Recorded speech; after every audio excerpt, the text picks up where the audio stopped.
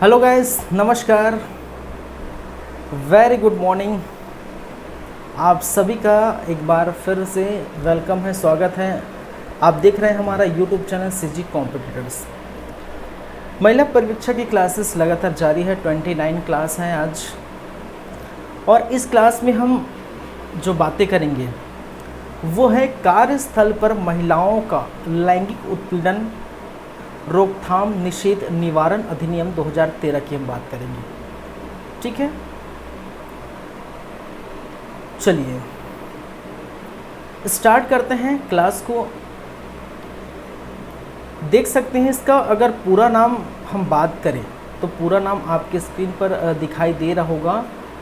महिलाओं का कार्यस्थल पर लैंगिक उत्पीड़न निवारण प्रतिषेध प्रतितोष अधिनियम 2013। ठीक है, तो इसका मतलब क्या है भाई कि महिलाओं का जो कार्यस्थल कहने का मतलब है विभिन्न प्रकार के कार्यस्थल हो सकते हैं जहां महिलाएं कार्य करती हैं। ठीक है, जैसे हॉस्पिटल हो गया, कोई ऑफिस वर्क हो गया, कोई भी कार्य, चाहे घर में आप बाई हो गए, कोई भी कार्य जो महिलाएं के द्वारा की जाती है उस कार्यस्थल पर होने वाले जो लैंगिक उत्पीड़न है। ठीक है, तो इसी के निवारण के लिए, इसी के क्या करने के लिए, निवारण के लिए, इसके प्रतिषेध के लिए, कहने के मतलब रोकथाम करने के लिए, रोकने के लिए, और प्रतितोष करने के लिए। प्रतितोष मतलब कहने का मतलब है उनकी जो क्षतिपूर्ति है। क्या है भाई? क्षतिपूर्ति। ठीक है, तो क्षतिपूर्ति रोकथाम निवारण आदि के लिए जो अधिनियम बनाए गए हैं वो क्या कहलाता है? महिलाओं का कार्यस्थल पर लैंगिक उत्पीड़न निवारण प्रतिषेध और प्रतितोष अधिनियम 2013। इसी की हम बातें आज हम करेंगे। क्लियर है? तो पहले आपको समझना है कि ये अधिनियम क्यों लाया गया है। तो अधिनियम यही से लाया गया कि महिलाओं पर जो हो रहे शोषण, लैंगिक उत्पीड़न को दूर करना है, उसको रोकथाम करना, उसका निवारण किस प्रकार से सरकार करेगी, इस पर आज हम बातें करेंगे। चलिए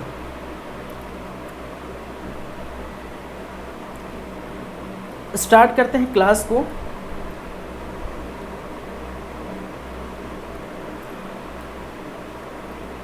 टॉपिक है हमारा आज का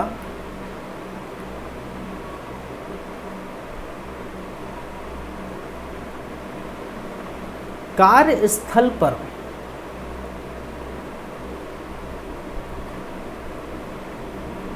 महिलाओं का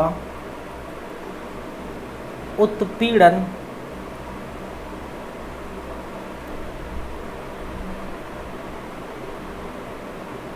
निवारण रोकथाम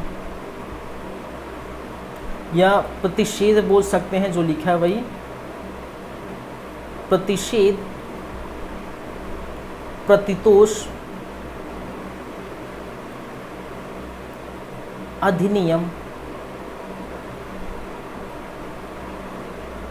2013। ठीक है, तो ये आज का हमारा टॉपिक रहने वाला है। चलिए अब थोड़ा समझते हैं, थोड़ा इसकी पृष्ठभूमि को जान लेते हैं। स्टार्ट करते हैं क्लास को, पृष्ठभूमि को जान लेते हैं।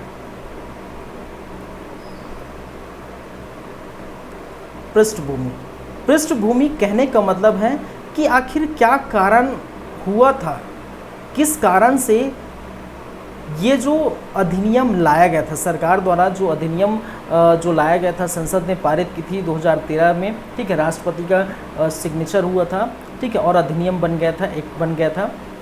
तो ये इसकी पृष्ठभूमि पहले समझेंगे कि क्या कारण था जिसकी वजह से ये आया है।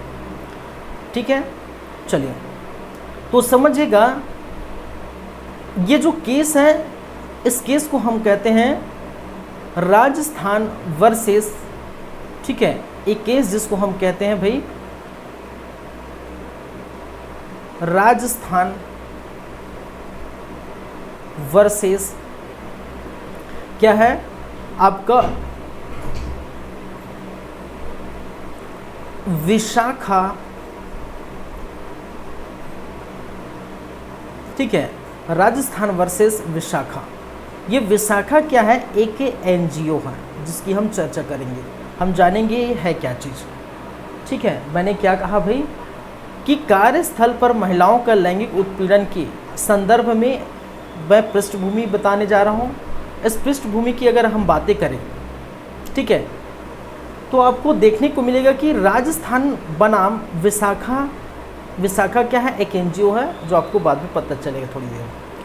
ठीक है, एक केस है, ठीक है, एक क्या है, केस है। अब इस केस में हुआ क्या था, ठीक है, तो राजस्थान की एक महिला थी, राजस्थान के जयपुर, राजस्थान के जयपुर की एक क्या थी भाई, महिला थी, समझिएगा। और वो महिला एक प्रकार की सामाजिक कार्यकर्ता के रूप में कार्य करती है, या फिर बोल सकते हैं आंगनबाड़ी कार्यकर्ता के रूप, आंगनबाड़ी जो है कार्यकर्ता थी, कार्यकर्ता, ठीक है, आंगनबाड़ी कार्यकर्ता के रूप में कार्य करते थे। जो राजस्थान की महिला है एक आंगनबाड़ी कार्यकर्ता थी, साथ ही साथ समाज के लिए वो कार्य करते थे। ठीक है, एक प्रकार का आंगनबाड़ी कार्यकर्ता या पर्यवेक्षक के जैसे वो कार्य करती थी। इनका साथ ही साथ आंगनबाड़ी को देखने का जो है संभालना भी इनका काम है।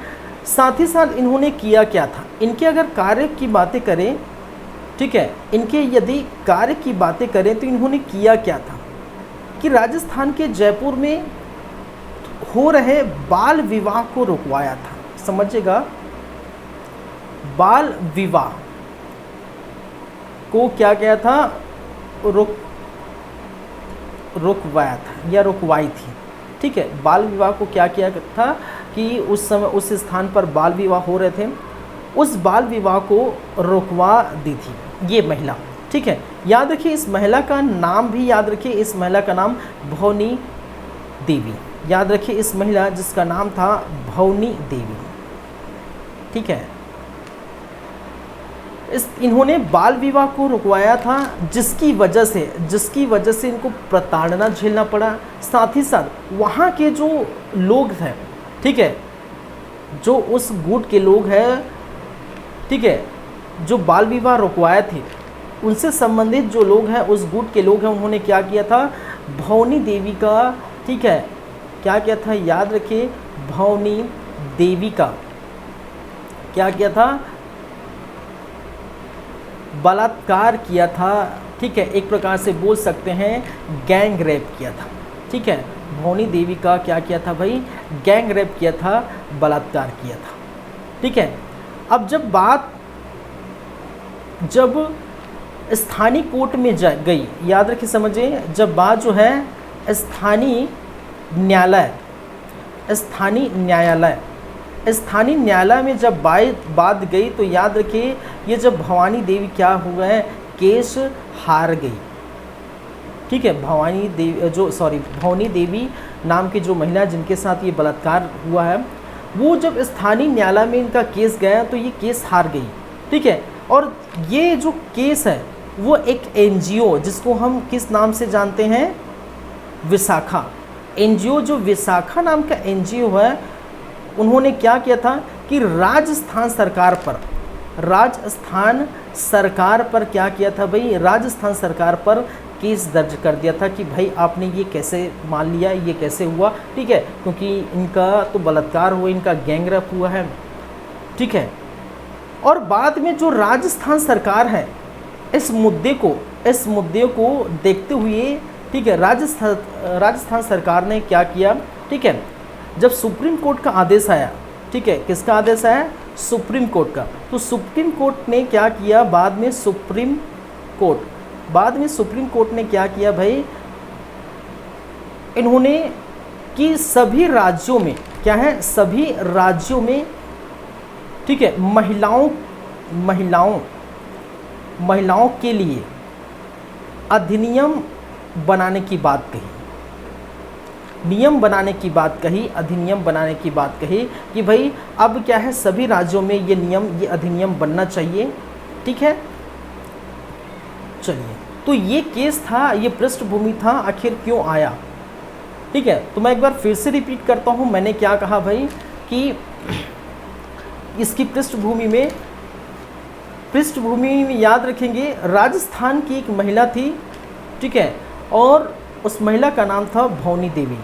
वो आंगनबाड़ी कार्यकर्ता थी, एक समाज सेविका थी, और उन्होंने क्या किया था, बाल विवाह को रुकवाया था, जिसकी वजह से वहाँ के जो लोग हैं, ठीक है, बाल विवाह जो करा रहे थे, तो वहाँ के जो गुट थे, वहाँ के जो लोग थे, कहा जाता है कि भवानी देवी का बलात्कार कर दिया, उनका रेप कर दिया, गैंग रेप कर दिया। अब ये केस जब स्थानीय कोर्ट में गया तो भवानी देवी ये केस हार गई। जब एक एनजीओ, विशाखा नाम का एनजीओ इस केस को लिया, ठीक है, तब ये जब बात इस केस को लिया और जो है राजस्थान सरकार पर केस किया, और इस सुप्रीम कोर्ट पर जब बात चली गई तो सभी राज्यों को ये आदेश दिया कि भाई महिलाओं से संबंधित अधिनियम तैयार की जाए, महिलाओं से संबंधित अधिनियम बनाया जाए। और इसीलिए सरकार ने क्या किया, इसलिए जो है संसद ने क्या किया, एक अधिनियम पारित कर दिया, महिला का कार्यस्थल पर लैंगिक उत्पीड़न निवारण प्रतिशोध अधिनियम 2013, जो आज हम पढ़ने वाले हैं। तो आपको समझ में आएगा ये पृष्ठभूमि। ठीक है, पृष्ठभूमि आपको समझ में आ गया। चलिए अब बढ़ते हैं आगे। अब देखिए इसमें कुछ चीज़ लिखा हुआ है जो हम समझेंगे। लैंगिक उत्पीड़न के परिणाम स्वरूप, पहले पढ़ लेते हैं फिर समझेंगे बात को। लैंगिक उत्पीड़न के परिणाम स्वरूप भारत के संविधान के अनुच्छेद 14, अनुच्छेद 15 के अधीन समता तथा संविधान के अनुच्छेद 21 के अधीन प्राण और गरिमा से जीवन व्यतीत करने के लिए किसी महिला के मूल अधिकार और किसी वित्त व्यवसाय करने या कोई उपजीविका व्यापार कारोबार करने के अधिकार का, उसके अंतर्गत लैंगिक उत्पीड़न से मुक्त सुरक्षित वातावरण का अधिकार भी है, उल्लंघन होता है।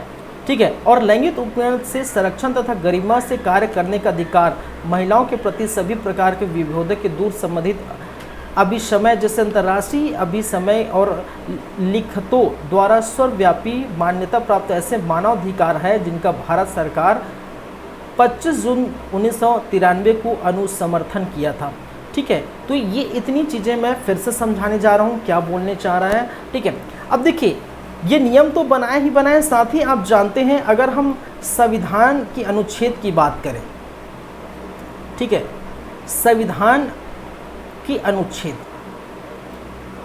ठीक है, और संविधान की अनुच्छेद में आपको अनुच्छेद में भाग 3 और भाग 3 जो आपको अनुच्छेद 12 से लेकर अनुच्छेद 35 तक आपको देखने को मिलता है। भाई संविधान में आप पढ़े हैं ना, संविधान में आप पढ़े हैं अनुच्छेद 12 से 35 तक, ठीक है, देखने को मिलता है। और ये क्या होते हैं, ये फंडामेंटल राइट्स हैं। ठीक है, मौलिक अधिकार को बताता है। ठीक है, आपके जो मौलिक अधिकार है, ठीक है, जैसे समानता का अधिकार, ठीक है, समानता का अधिकार है, ठीक है, स्वतंत्रता का अधिकार है, शोषण के विरुद्ध जो है अधिकार है, ठीक है, धर्म से संबंधित अधिकार है। तो इस प्रकार के 6 मौलिक अधिकार आपको दिए गए हैं संविधान में, 12 से 35 तक, एक्चुअल में 14 से 32 तक है। ठीक है, तो मानते हैं जो भाग 3 जो है 12 से 35 तक, लेकिन 14 से 32 तक जो फंडामेंटल राइट्स हैं, मौलिक अधिकार, ठीक है, वो दिया गया है। अब इसमें याद रखिए, इसमें आपको पता है कि जो अनुच्छेद 14 से लेकर 18 तक आपको नजर आएंगी समता का अधिकार या विधि के अधिकार। समता का अधिकार कहने का मतलब है विधि के समक्ष सभी समान हैं। ठीक है, कोई भी व्यक्ति है, ठीक है, किसी भी धर्म में से आता है, कोई भी जाति से आता है, कोई भी व्यक्ति है, सभी को समान अधिकार है। ठीक है, तो आप जानते हैं इस चीज़ को। चलिए अब देखिए यहाँ पर जो अनुच्छेद 14 है, इस 14 में आपको नजर आ गई विधि के समक्ष, ठीक है, समता एवं संरक्षण का अधिकार, संरक्षण का अधिकार। तो ये अधिकार जो है भारतीय संविधान ने दिया सभी नागरिकों के लिए है। ठीक है, फिर अगर आप पढ़ते हैं अनुच्छेद 15, अनुच्छेद 15 क्या करता है कि जाति, याद रखिए कि जाति, धर्म, लिंग, ठीक है, उसकी जो जन्म स्थान आदि के आधार पर क्या नहीं किया जा सकता, आधार पर भेदभाव नहीं कर सकते। ठीक है, क्या नहीं कर सकते, भेदभाव नहीं कर सकते। ठीक है, तो किसी की जाति को लेकर, किसी के धर्म को लेकर, किसी के लिंग को लेकर, ठीक है, किसी के जन्म स्थान को, किसी की बोली भाषा आदि के आधार पर किसी को हम जो है भेदभाव नहीं कर सकते। कोई भी जाति का हो, कोई भी धर्म को हो, कोई भी लिंग हो, ठीक है, कहीं से भी वो पैदा हुआ हो, सभी को समान अधिकार दिया है। और साथ ही साथ अनुच्छेद जो 15 है, 15 का 3 ये स्पेशली किसके लिए है, 15 का 3 स्पेशली किसके लिए है भाई, महिला एवं बच्चों के लिए, महिला एवं बच्चों के लिए। ठीक है, के लिए एक क्या है, विशेष, ठीक है, विशेष तौर पर ध्यान देने के लिए, महिला एवं बच्चों के लिए विशेष तौर पर ध्यान देने के लिए जो अनुच्छेद है वो 15 का 3 है। ठीक है, विशेष प्रावधान, ठीक है, महिला एवं बच्चों के लिए विशेष प्रावधान जो 15 में 3 में दिए गए हैं। साथ ही साथ 21 क्या बोलता है भाई, अनुच्छेद 21 क्या बोलता है कि जो दैहिक, ठीक है, प्राण एवं दैहिक, ठीक है, स्वतंत्रता का अधिकार, ठीक है। चलिए देखिए, किसी भी व्यक्ति को 21 बोलता है कि किसी भी व्यक्ति को जो संविधान में नियम बनाए हैं उसके अतिरिक्त, संविधान में जो नियम बनाए हैं उसके अतिरिक्त किसी भी व्यक्ति को, याद रखिए, जीवन और जो जीवन जीने के लिए, ठीक है, पूरा अधिकार होगा, उनको संरक्षण का अधिकार होगा। ठीक है, कहने का प्राण एवं दैहिक स्वतंत्रता का अधिकार है, जीवन जीने के लिए उनको पूरा अधिकार है। ठीक है, विधि के अंतर्गत। तो देखिए यहाँ पर अनुच्छेद में आपको क्या कहा गया है कि अनुच्छेद 14 और 15 के अधीन समता का अधिकार, वो समान अधिकार सबको मिलता है, वैसे महिला को भी मिलना चाहिए। और स्पेशली 15(3) में तो महिला और बच्चों के लिए विशेष प्रावधान है कि उनकी संरक्षण, उनकी सुरक्षा की जाए। और 21 में प्राण एवं जो है गरिमा की जीवन जीने के लिए जो है अधिकार है, ये सबके लिए अधिकार है। ठीक है, तो यही बात की गई है कि संविधान के अनुच्छेद में ये भी बात कही गई है। और साथ ही साथ एक अधिनियम जो पारित हुआ है 2013 में, इसमें भी महिलाओं के लिए क्या की गई है, बातें की गई है। समझ आया आप लोगों को मैंने क्या कहा, ये सारी चीज़ें समझ में आ रहा है। ठीक है, तो पृष्ठभूमि हमने देखी किस प्रकार से, राजस्थान वर्सेस विशाखा जो केस हुआ था, ठीक है, उसके परिणाम पर राज्यों में महिलाओं के लिए अधिनियम बनाने की बात कही। और साथ ही साथ जो संविधान के अनुच्छेद जो 14 है, 15 है, 21 में, ठीक है, विशेष रूप से सभी को समान अधिकार, ठीक है, किसी को भेदभाव करना, प्राण दैहिक स्वतंत्र का अधिकार आदि शामिल है, उसको भी यहाँ पर देखने को मिला है। ठीक है, चलिए, और इसके परिणाम स्वरूप आपको जो है अनुच्छेद, ये सभी अनुच्छेद के परिणाम सब आपको बहुत सारे जो है धाराएं देखने को मिलेगी इस अधिनियम में, तो उसी को हम देखेंगे विभिन्न धाराओं को। चलिए अब इसका परिचय जान लेते हैं। परिचय कहने का मतलब है, यहाँ पर पहली बातें हम जानेंगे कि इनका उद्देश्य क्या है। इस जो अधिनियम लाया है इसका उद्देश्य क्या है? तो जाहिर सी बात है भाई, इस अधिनियम का उद्देश्य है, ठीक है, महिलाओं में हो रहे, ठीक है, या फिर कार्यस्थल पर हो रहे, कार्यस्थल पर महिलाओं के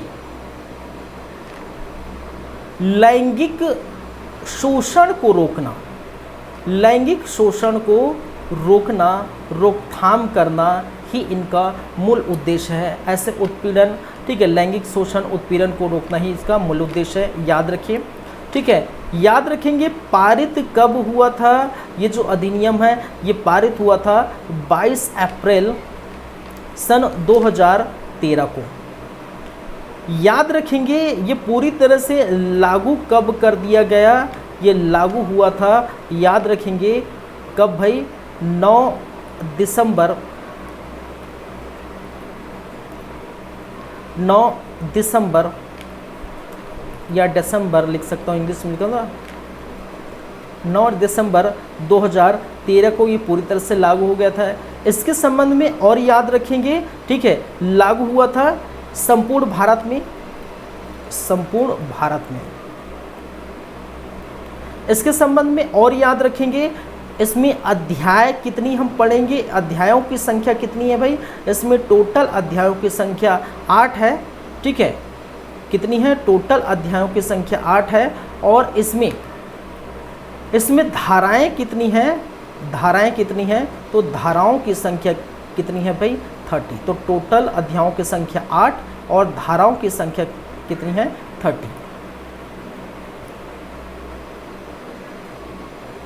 ठीक है, 30 धारा। तो 30 धारा और 8 अध्याय इसमें शामिल है इस अधिनियम में, ठीक है। तो ये 2-3 पेज का आपका जो है चीज़ें हैं ये बहुत इंपॉर्टेंट है, क्योंकि ये इंट्रोडक्शन पार्ट है एक तरह से। हम तो धारा वगैरह पढ़ेंगे, लेकिन आपको याद रखना है ये जो 3 पेज की बातें बहुत ही ज़्यादा महत्वपूर्ण है।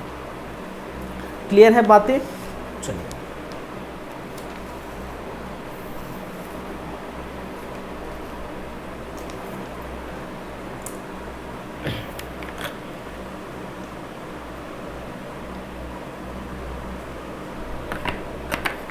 आगे बढ़ते हैं।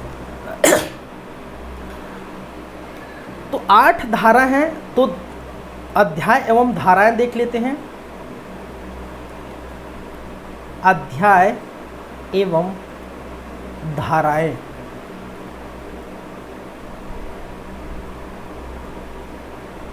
चलिए अध्याय फर्स्ट,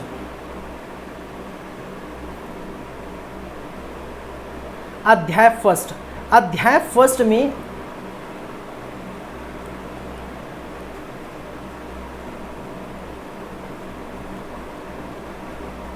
अध्याय फर्स्ट याद रखेंगे, अध्याय फर्स्ट में जो धाराओं की संख्या है वो कितनी है भाई? धारा 1 से लेकर धारा 3 तक, धारा 1 से लेकर धारा 3। और इसको याद रखेंगे, अध्याय फर्स्ट क्या है? हमेशा की तरह प्रारंभिक है, ठीक है। अध्याय फर्स्ट हमेशा की तरह जो रहता है वो क्या है भाई? प्रारंभिक है। और इसमें जो धारा है, धारा 1 से लेकर कितनी है? धाराओं की संख्या 3 है, धारा 3 तक। क्लियर है बातें? चलिए दूसरी बात, अध्याय सेकेंड। अध्याय सेकेंड किससे संबंधित है? आंतरिक परिवाद समिति का गठन। क्या है हम समझेंगे। आंतरिक परिवाद समिति का गठन की बातें की गई हैं, ठीक है। और इसमें जो धाराओं की संख्या है वो कौन कौन से धारा हैं? केवल और केवल धारा 4 इसमें शामिल है। थर्ड हम देखें, अध्याय नंबर आंतरिक परिवाद समिति क्या है, बातें करेंगे भाई। थर्ड की बात करें, स्थानीय परिवाद समिति का गठन। जहाँ पर आंतरिक परिवाद समिति गठन नहीं हो पाएगी वहाँ पर स्थानीय परिवाद समिति का गठन करेंगे। तो स्थानीय परिवाद समिति का गठन की बातें की गई हैं। और इसमें जो शामिल है वो धारा 5 से लेकर धारा 8, धारा 5 से लेकर 8 तक आपको देखने को मिलती है। फिर चौथे नंबर पर हम बात करें 8 अध्याय में, चौथा अध्याय कौन सा है भाई? इसमें शामिल है परिवाद, अध्याय 4। और अध्याय 4 क्या बोलता है? परिवाद। परिवाद कहने का मतलब है जो केस दर्ज कौन करेगा, ठीक है। परिवादी जैसे बोलते हैं जिसके साथ कोई घटना घटी हुई है, जिसके साथ कोई उत्पीड़न हुआ है, जिसके साथ शोषण हुआ है, वो क्या कहलाएंगे, ठीक है। वो अगर किसी के पास, पुलिस के पास या कोर्ट के पास जाएंगे तो वो परिवादी कहलाएंगे। तो परिवाद कहने का मतलब जो केस करेंगे, केस को हम क्या कहेंगे? परिवाद, ठीक है। तो केस कैसे कर सकते हैं इस संबंध में बताया गया है, और कौन कौन कर सकता है, कहाँ पर केस कर सकता है, क्या क्या इनके जो है बातें हैं, वो सारी बातें धारा नंबर 9 से लेकर धारा नंबर 11 तक संबंधित है, ठीक है। धारा 9 से धारा 11 तक आपको देखने को मिलता है। फिर वहीं अध्याय 5, अध्याय 5 में क्या है? परिवाद की जांच की बात कही गई है कि परिवाद की जो केस है उस केस की जांच हम कैसे करेंगे, परिवाद की जो है जांच कौन करेगा, कैसे होगा, ये सारी बातें धारा नंबर 12 से लेकर धारा नंबर 18 के मध्य आपको देखने को मिलती है। फिर छठे में अध्याय नंबर 6, और अध्याय नंबर 6 नियोजन की कर्तव्य है, ठीक है। क्या है? नियोजक, क्या है? नियोजक के कर्तव्य की बात की गई है, ठीक है। नियोजक के कर्तव्य के इसके संबंध में जो होंगे वो धारा नंबर क्या है भाई? 19, एक ही धारा है। नियोजक का कहने का मतलब है ऐसे व्यक्ति नियोजक कहलाएंगे जो सुप्रीम होते हैं किसी स्थान पर। जैसे अगर मैं बोलूँ कि कोई फैक्ट्री है तो उस फैक्ट्री का जो मालिक होगा या जो ऑफिस है उस ऑफिस का जो बॉस होगा वो नियोजक कहलाएंगे, ठीक है। या जो ऐसे आपके घर आप हैं, आप सुप्रीम हैं, कहने का मतलब आपके घर में कोई बाई काम करने आ रही है उनको काम आप दे रहे हैं तो आप नियोजक हुए, ठीक है। तो अलग अलग स्थानों पे जो सुप्रीम होता है, जो ऊपर होता है, सबसे ऊपर, ठीक है, जो पूरा हैंडल करता है, जो पूरा सबको कंट्रोल करके चलता है, ठीक है। जैसे एक ऑफिस है, ऑफिस का बॉस है और बॉस सभी एम्प्लॉय को कंट्रोल करता है, तो बॉस क्या होंगे? नियोजक होंगे। तो नियोजक के क्या कर्तव्य हैं और नियोजक की परिभाषा भी दी गई है, ठीक है। आपके धारा नंबर 2 में नियोजक की परिभाषा दी गई है, ये बातें हम करेंगे, ठीक है। चलिए, तो नियोजक क्या है आगे भी हम समझेंगे। अध्याय 7, अध्याय 7 किससे संबंधित है भाई? ठीक है, जिला अधिकारी की कर्तव्य और शक्ति। जिला अधिकारी के कर्तव्य एवं शक्तियां की बात की गई है। और ये जो है धारा नंबर 20, इसमें कौन सी धारा है? सिर्फ एक धारा है, धारा नंबर 20, ठीक है। और अंतिम में अध्याय 8 आपको नज़र आएगी, और अध्याय 8 जो है वो प्रकीर्ण है, और इसमें, ठीक है, ये जो है इसमें धारा 21 के बाद जो अंतिम धारा है, धारा 21 के बाद जो अंतिम धारा है, अंतिम धारा कौन है भाई? कितने धारा है? 30 धारा है, तो 30 धारा तक आपको नजर आएंगे, ठीक है। चलिए,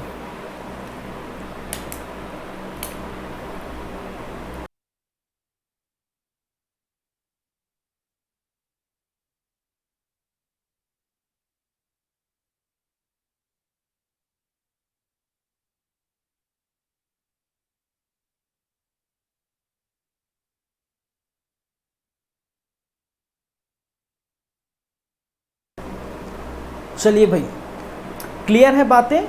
सभी को आप देख लीजिए, एक बार पढ़ लीजिए। आप कम से कम ये याद रखिए किस अध्याय में क्या लिखा है और वो उसमें कौन कौन सी धारा सम्मिलित है। ठीक है, ये बहुत इंपॉर्टेंट है आपको याद रखने। कई बार ऐसे डायरेक्टली क्वेश्चन पूछ दिया जाता है निम्नलिखित में से जो है परिवाद की व्याख्या किस अध्याय के अंतर्गत जो है निर्धारित किया गया या किस अध्याय में कहा गया है। ठीक है, तो परिवाद अध्याय 4 है। ठीक है, या फिर आपसे पूछा जाता है कि आंतरिक परिवाद समिति का गठन की बातें किस अध्याय में की गई है, किस धारा में की गई है, तो अध्याय 2 धारा नंबर 4। तो ये चीज़ें आपको याद रख लेनी है। क्लियर है बातें? आगे चलते हैं। अब आगे चलते हैं, एक एक करके हम धारा को हम पढ़ेंगे। सबसे पहले अध्याय 1, ठीक है, प्रारंभिक। सबसे पहले हम बात करेंगे अध्याय 1 की, और अध्याय 1 क्या है? प्रारंभिक। और प्रारंभिक में जो धाराओं की संख्या है, ठीक है, वो कितनी है भाई? धारा नंबर 1 से लेकर, ठीक है, धारा नंबर 3 तक। धारा 1 से लेकर 3 तक है, उसको हम देखेंगे। ठीक है, चलिए तो एक एक करके धारा की बात करेंगे। तो सबसे फर्स्ट धारा नंबर 1, और धारा नंबर 1 हमेशा की तरह क्या रहता है भाई? ठीक है, हमेशा की तरह क्या रहता है? संक्षिप्त नाम, इसका विस्तार, प्रारंभ की तिथि। ठीक है, आप देख सकते हैं संक्षिप्त नाम, विस्तार और प्रारंभ की तिथि यहाँ पर देखने को मिलती है। ठीक है, तो संक्षिप्त नाम क्या है भाई? संक्षिप्त नाम क्या है? वही है जो आप देख पा रहे हैं। कौन सी? कि महिलाओं का कार्यस्थल पर क्या है भाई? कार्यस्थल पर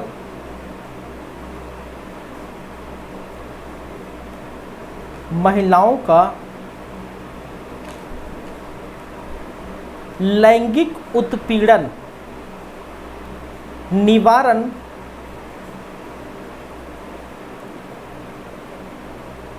प्रतिषेध, प्रतितोष अधिनियम 2013 इसका पूरा नाम है। विस्तार संपूर्ण भारत में है, संपूर्ण भारत में इसका विस्तार है। और प्रारंभ की जो तिथि है वो 9 दिसंबर सन 2013। ठीक है, 9 दिसंबर सन 2013 को ये प्रारंभ हो गया था। ठीक है, तो याद रखिए संक्षिप्त नाम, कार्यस्थल पर महिलाओं का लैंगिक उत्पीड़न निवारण। ठीक है, लैंगिक उत्पीड़न के निवारण की बात कही गई है। निवारण कहने का मतलब किस प्रकार से उसको निवारण कर सकते हैं। प्रतिषेध कहने का मतलब रोकथाम की बात कह रही, कैसे रोक सकते हैं।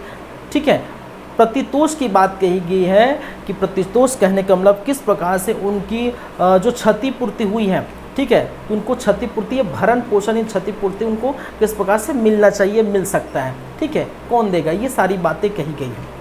संपूर्ण भारत में इसका विस्तार है। और 9 दिसंबर 2013 को क्या किया गया था? ये जो प्रारंभ हो गया था। तो आप देख सकते हैं इसका पूरा नाम।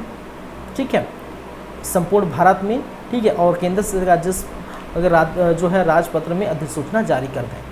अब धारा नंबर 2 की बात करते हैं। किसकी बात करेंगे भाई? धारा नंबर 2। आपको धारा नंबर 1 हमेशा और धारा नंबर 2 हमेशा क्या रहता है? धारा नंबर 2 हमेशा परिभाषा को रहता है, परिभाषाएं। ठीक है, क्या रहता है भाई? परिभाषाएं रहता है। ठीक है, अब देखिए इसमें विभिन्न परिभाषा दी गई है। ठीक है, बहुत सारी परिभाषा दी गई है, लेकिन आपको सभी परिभाषा याद नहीं करनी है और सभी परिभाषा के बारे में जानना जरूरी नहीं है। उन्हीं परिभाषा को आप जानिए जो आपके लिए इम्पोर्टेंट है।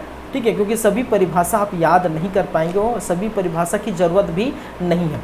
तो परिभाषा में कुछ कुछ परिभाषा जो हम जानेंगे, जैसे कि परिभाषा में सबसे पहले, ठीक है, व्यथित व्यक्ति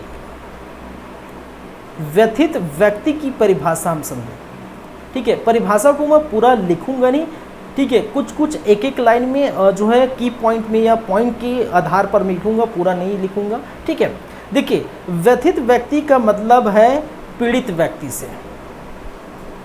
पीड़ित व्यक्ति, अब पीड़ित व्यक्ति में कह दिया तो आपको समझ जाना चाहिए व्यथित व्यक्ति कहने का मतलब पीड़ित व्यक्ति, तो वो कोई भी महिला हो सकती है, समझिएगा मेरी बातों को, कोई भी महिला हो सकती है जो विभिन्न स्थानों पर कार्यरत है, ठीक है, चाहे वो जैसे आप आंगनबाड़ी जो पर्यवेक्षक बनेंगे, ठीक है, तो वो स्थल होंगे, और वहाँ पर आप पर जो लैंगिक शोषण हो रहा है, छेड़खानी हो रहे हैं, ठीक है, लैंगिक उत्पीड़न हो रहे हैं, ठीक है, तो आप क्या होंगे, आप व्यथित व्यक्ति के अंतर्गत आएंगे, ठीक है। तो महिलाओं पर जिस स्थान पर जो है शोषण हो रहा है, लैंगिक उत्पीड़न हो गया रहा है, तो जो व्यक्ति है, जो शोषित व्यक्ति है, ठीक है, पीड़ित व्यक्ति या बोल सकते हैं शोषण से शिकार व्यक्ति, शोषण से शिकार व्यक्ति, ठीक है, शोषण से क्या है, शिकार व्यक्ति क्या कहलाएंगे, व्यथित व्यक्ति कहलाएंगे। और इसमें कोई भी एज की महिला हो सकती, कोई भी हो सकती है, ठीक है, आपके घर में काम करने वाली बाई भी हो सकती है, ठीक है, आप कहीं आप कर रहे हैं कुछ, कहीं भी जो है कोई भी महिला हो सकती, वही बात की गई है कि व्यथित व्यक्ति, ठीक है, व्यथित व्यक्ति या बोल सकते हैं व्यथित महिला। याद रखिए व्यथित व्यक्ति हमेशा हमेशा क्या होंगे, महिला होंगी, क्या होंगी, व्यथित महिला बोल दिया, यह व्यथित व्यक्ति मैं लिख दिया, ठीक है, इसका मतलब हमेशा व्यथित व्यक्ति यहाँ पर महिला होगी, ठीक है। चलिए दूसरी बात है, एक और है परिभाषा जिसको हम कहते हैं प्रत्यर्थी। क्या है, प्रत्यर्थी, और प्रत्यर्थी का मतलब होता है आरोपी। एक वर्ड में आपको समझ आ गया, आरोपी। आरोपी कहने का मतलब है कि किसी कार्यस्थल पर महिला पर जो लैंगिक शोषण जो व्यक्ति कर रहा होगा वो क्या कहलाएंगे, वो प्रत्यर्थी कहलाएंगे, ठीक है। और प्रत्यर्थी का जो है परिभाषा कहाँ पर लिखा हुआ भाई, मैं भले फर्स्ट सेकंड में लिख रहा हूँ, लेकिन परिभाषा जो दिया गया है वो कहाँ दिया गया है, आपको यहाँ पर उपखंड समुचित नियोजक पीठस, ये देखिए धारा जो है 2 के ढ में, ठीक है, धारा 2 के ढ में प्रत्यर्थी को परिभाषित किया गया है, ठीक है। तो ये ढ याद रखेंगे, ठीक है, और याद रखेंगे क्या भाई, ये व्यथित व्यक्ति याद रखेंगे, ठीक है, व्यथित महिला या व्यथित व्यक्ति याद रखेंगे। 2 याद हो गए, 2 समझ में आ गए। तो व्यथित महिला व्यथित व्यक्ति क्या होंगे, ठीक है, वो जो है शोषण से के शिकार जो है महिला होंगी, ठीक है। प्रत्यर्थी क्या होगा, आरोपी होगा, जिस पर आरोप लगाया हुआ होगा, और ये हमेशा की तरह याद रखेगा पुरुष ही होंगे, ठीक है। तो प्रत्यर्थी पुरुष होगा और व्यथित व्यक्ति महिला होगी। महिला, ठीक है, जो पीड़ित हुई है या शोषण का शिकार है, प्रत्यर्थी मतलब जो आरोपी है, ठीक है। चलिए एक और परिभाषा है जिसको हम कहते हैं घरेलू कर्मकार।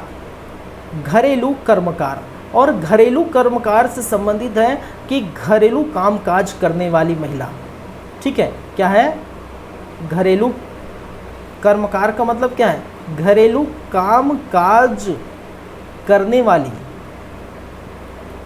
वाली महिला से, ठीक है, से संबंध है, महिला से अभिप्राय, ठीक है, जो घरेलू कामकाज करती है। जैसे कि मैंने अभी जस्ट कहा कि आपके घर में जो बाई है, ठीक है, बाई खाना बनाती है, झाड़ू पोछा करती है, बर्तन धोती है, ठीक है, जो रसोई है, या फिर हाँ घर में जो भी काम के लिए आप महिला को रखे हैं, ठीक है, एक तरह से बोल सकते हैं, एक तरह से हम बोल सकते हैं बाई, ठीक है, एक पद से हम बोल सकते हैं बाई।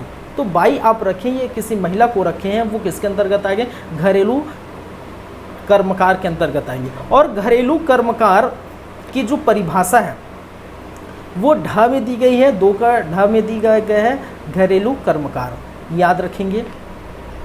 चलिए एक और परिभाषा जो हम समझेंगे, जानेंगे, ठीक है, नियोजक। चौथा आपके लिए जरूरी है नियोजक। नियोजक का मतलब होता है, हम अगर एक शब्द में कहें कि इसको हम बोल सकते हैं मालिक बोल सकते हैं, या बॉस बोल सकते हैं, या जो काम देने वाला, ठीक है। अगर मैं किसी ऑफिस में मान के चलिए मैं काम कर रहा हूँ या कोई महिला काम कर रही है किसी ऑफिस में, तो उस ऑफिस का बॉस, ठीक है, या घर में कोई जो है कोई महिला को अगर रखे हैं काम करने के लिए, तो घर का जो सदस्य है, जो मेन सदस्य जो हैंडल करता है, जो बुजुर्ग सदस्य मेन सदस्य जो हैंडल करता है, जो पैसे वैसे देता है महिलाओं को उसके कार्य के लिए, ठीक है, तो ऐसे जो है व्यक्ति को हम नियोजक बोल सकते हैं। या मालिक कोई फैक्ट्री या किसी जो मान के चलिए कोई फैक्ट्री है, ठीक है, उस फैक्ट्री का जो मालिक है और वहाँ महिलाएं काम करें, मजदूरी काम करें, मान के चलिए सीमेंट फैक्ट्री है और सीमेंट फैक्ट्री का जो मालिक है और वहाँ उस सीमेंट फैक्ट्री में महिलाएं काम कर रही हैं, ठीक है, तो जो बॉस है, जो मालिक है, जो काम देने वाला है, उसको हम कहते हैं नियोजक। लेकिन इस संबंध में नियोजक की और जो है अलग तरह से परिभाषित की गई है। वो सारे जो है मान के चलिए अगर आप कॉलेज में पढ़ाते हैं, स्कूल में पढ़ाते हैं, तो वहाँ के जो प्रिंसिपल होंगे वो नियोजक कहलाएंगे, ठीक है। सरकारी स्थल पर भी, गवर्नमेंट या प्राइवेट सेक्टर कोई भी सेक्टर हो, वहाँ के जो मेन है, जो आपको काम दे रहे हैं, ठीक है, जो गवर्नमेंट काम दे रहे हैं, जो ठीक है, जो प्राइवेट सेक्टर में काम दे रहे हैं, वो सारे जो है नियोजक कहलाएंगे। नियोजक यहाँ पर आप पढ़ सकते हैं, नियोजक से अभिप्राय है, ठीक है, कि समुचित सरकार या किसी स्थानीय प्राधिकरण के विभाग, संगठन, उपक्रम, स्थापन, उद्यम, संस्था, कार्यालय, शाखा, यूनिट, ठीक है, उस विभाग, संगठन, उपक्रम, स्थापन, उद्यम, संस्था, कार्यालय, शाखा का या यूनिट प्रधान या ऐसा अन्य अधिकारी जो यथास्थिति समुचित सरकार या स्थानीय प्राधिकरण द्वारा इस निर्धारित आदेश का विधित किया जाए। तो ये सब पढ़ने से अच्छा आप बस इतना समझे कि नियोजक का मतलब वो मालिक है, वो बॉस है, जो आपको काम दे रहा है, जो काम में रख रहा है, ठीक है, जिसकी रिस्पॉन्सिबिलिटी बनती है कि भाई वहाँ पर जिस स्थान पर काम कर रहे हैं, ठीक है, उस महिला की, ठीक है, उस महिला की सुरक्षा, सेफ्टी के बारे में सोचे समझे, ठीक है, महिला कल्याण के लिए कुछ करें, ठीक है, कि भाई उनकी सिक्योरिटी, सेफ्टी, जैसे मान के चलिए कई जैसे ऐसे ऑफिस में ऐसा होता है कि जो महिलाओं को नहीं रखते रात की शिफ्ट में या नाइट शिफ्ट में, महिलाओं को 4 से या 5 बजे उनको छुट्टी दे दिया जाता है, ठीक है, तो ये कुछ सेफ्टी है, ठीक है, ये क्या है, कुछ सेफ्टी है जो यूज़ करते हैं जो है नियोजक, ठीक है, सुबह जो है 9-10 बजे ऑफिस गए और 4-5 बजे छुट्टी दे देते हैं, ठीक है, तो ये बहुत जगह ऐसे होता है ताकि उनकी सिक्योरिटी को देखते हुए, ठीक है, तो ये इनकी रिस्पॉन्सिबिलिटी है, बनती है, और यही क्या कहलाता है, नियोजक कहलाता है। चलिए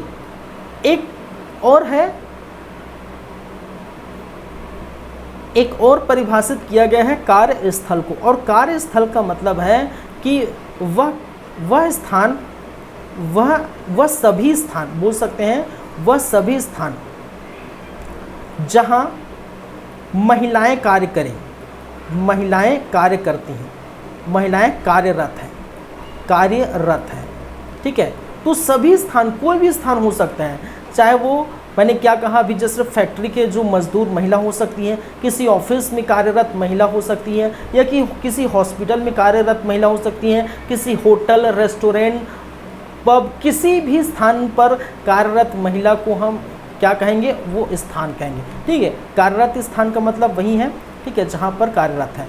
तो यहाँ पर कार्यरत स्थान की परिभाषा,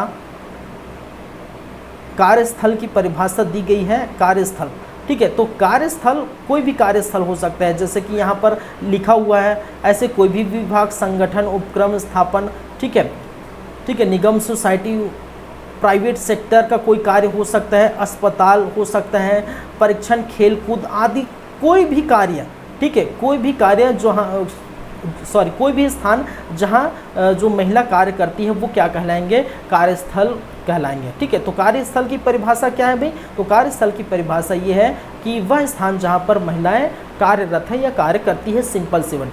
तो इतना सारा आप पढ़ने से अच्छा, इतने सारी बातों को जानने से अच्छा बस एक एक लाइन ऐसे की पॉइंट लेके चलेंगे, ऐसे समझेंगे तो आसान होगा आपको समझने के लिए, ठीक है।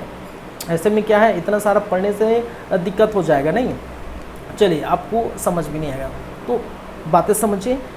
अंतिम में एक और अगर मैं कहूँ परिभाषा दिया गया है लैंगिक उत्पीड़न का, ठीक है, लैंगिक उत्पीड़न को परिभाषित किया गया है, उत्पीड़न और लैंगिक उत्पीड़न का जहाँ पर परिभाषित किया गया है बहुत सारे हैं इसके, जैसे शारीरिक जो है संपर्क, ठीक है, कि महिला को भाई कहीं जो है ज़बरदस्ती टच कर देना, ठीक है, कार्यस्थल पर महिला को काम करते करते उनके जो एम्प्लॉय होते हैं, ठीक है, छेड़खानी कर देना, टच कर देना, अश्लील बातें करना, क्या करना, अश्लील बातें करना, अश्लील जो है एमएमएस दिखाना, अश्लील वीडियो दिखाना, ठीक है, क्या दिखाना, अश्लील वीडियोस दिखाना, अश्लील एमएमएस दिखाना, ठीक है, उनसे अश्लील बातें करना, छेड़खानी करना, क्या करना, छेड़खानी करना, खानी करना, कमेंट करना, भद्दा कमेंट करना, ठीक है, क्या करना भाई, भद्दा कमेंट करना, भद्दा आपका कमेंट करना, ये सारे चीज़ें यहाँ पर शामिल हैं, ठीक है। लैंगिक उत्पीड़न की परिभाषा दी गई ढ में, और इसमें बहुत सारे दिए, जैसे शारीरिक संपर्क, अग्र गमन करना या लैंगिक अनुकूलन की मांग करना, जबरदस्ती जो है जबरदस्ती उनसे करने की कोशिश करना, ठीक है, समझ रहे हैं ना। लैंगिक उपयुक्त टिप्पणी करना, अभद्र व्यवहार करना, अश्लील जो वीडियो एमएमएस वीडियो, ठीक है, फिल्म दिखाना, लैंगिक प्रवृत्ति का कोई भी अन्य अवांछित शारीरिक मौखिक अमौखिक, ठीक है, भद्दा कमेंट करना, ठीक है, ये सारे चीज़ें क्या हैं, लैंगिक उत्पीड़न की परिभाषा में आएंगे। क्लियर है बातें, चीज़ें क्लियर हैं। तो आपकी ये 6 कार्यस्थल लैंगिक उत्पीड़न, प्रत्यर्थी, नियोजक याद रखेंगे, ठीक है, घरेलू कर्मकार याद रखेंगे, व्यथित व्यक्ति, ठीक है। तो इतने 5-6 परिभाषा आपके लिए काफ़ी है, और ठीक है, और बाकी सारे जो चीज़ें हैं वो इतना इम्पोर्टेंट नहीं है आपके लिए, ठीक है, क्योंकि कितना परिभाषा आप याद रखेंगे, ठीक है। परिभाषा तो और दिया गया, पीठासीन अधिकारी क्या है हम देखेंगे जब आएगा, तो विहित क्या है, सदस्य कौन है, स्थानीय सदस्य कौन, समिति क्या है, आंतरिक समिति, ये सारी चीज़ दी गई हुई है, ठीक। कर्मचारी कौन है, तो कर्मचारी का मतलब कर्मचारी जहाँ भी कार्य करते हैं, अध्यक्ष, जिलाधिकारी की परिभाषा, जिलाधिकारी को परिभाषित किया गया, समुचित सरकार को परिभाषित किया गया है। लेकिन आपको सिर्फ इन्हीं 5, 6, 7 जो है, और अगर आपको लगता है याद करना है तो 1-2 और कर सकते हैं, लेकिन मुझे लगता है कि यही 5-6 जो है वो आपके लिए काफ़ी है। क्लियर है बातें। चलिए, तो दूसरा क्या है, परिभाषाएं।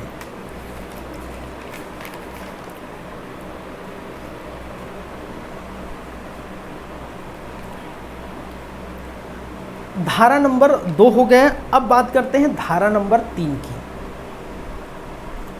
धारा नंबर 3, और धारा नंबर 3 का क्या कहना है कि लैंगिक उत्पीड़न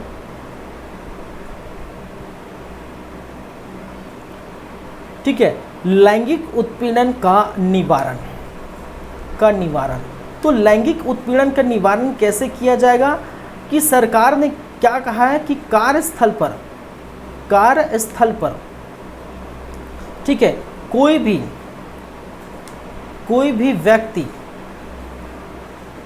महिलाओं का लैंगिक उत्पीड़न नहीं करेगा, लैंगिक उत्पीड़न नहीं करेगा।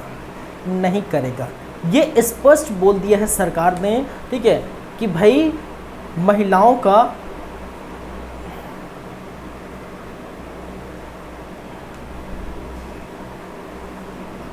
चलिए, धारा नंबर 3 क्या बोलता है, लैंगिक उत्पीड़न का निवारण।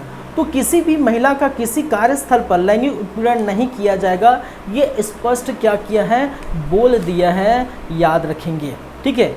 अन्य परिस्थितियों में निम्नलिखित परिस्थिति यदि वे लैंगिक उत्पीड़न के किसी कार्य या आचरण के संबंध में होती है या विद्यमान है या उससे संबंध है, लैंगिक उत्पीड़न की कोटि में आ सकते हैं, ठीक है। तो